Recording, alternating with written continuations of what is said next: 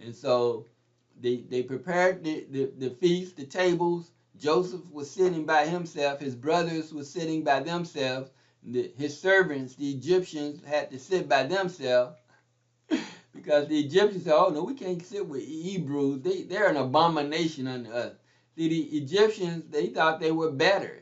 You know, they rule. They're the rulers of the earth at this time. Everybody else is subject unto them, subjective unto them, servants unto them. And so he said, "No, y'all below us, beneath us. We can't eat with y'all. It's an abomination for us to eat with y'all." So the other Egyptians that was Jacob's servants, they said, "No, we can't eat with them. We got to have our own place to sit and eat." Verse 33, and they sat before him, the firstborn according to his birthright, and the youngest according to his birthright, and the men marveled one at another. And so Joseph had them all sit according to their birthright. And they wondering, like, what's going on? He knew everything about them, but they didn't understand how he knew. So he said the oldest all the way down to the youngest. But he said Benjamin, the youngest, according to his youth.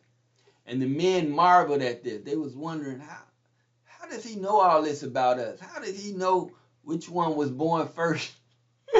Which one was born last? They was marveling. They was trying to figure out how Joseph knew this.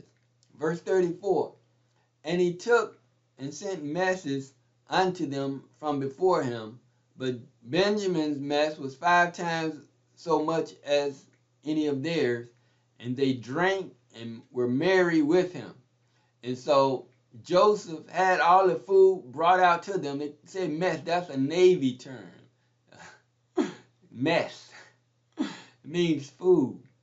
And he took and sent messes unto them from before him.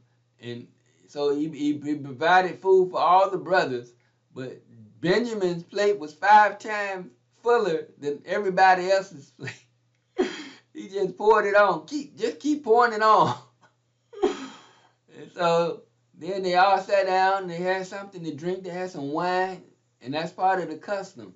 I know you've been caught up in a lot of religions. You can't drink this, you can't drink that. They drank wine. And they were merry. That means that they was feeling good when they drank. They was having a good time. So I'm sure Joseph, through interpretation, was asking them, so what's been going on with your brothers and how's everything? They was probably telling stories about how everybody was, and Simeon listening to him talk, listening to everybody, because he had been sitting down in the prison. So he was happy to see everybody again.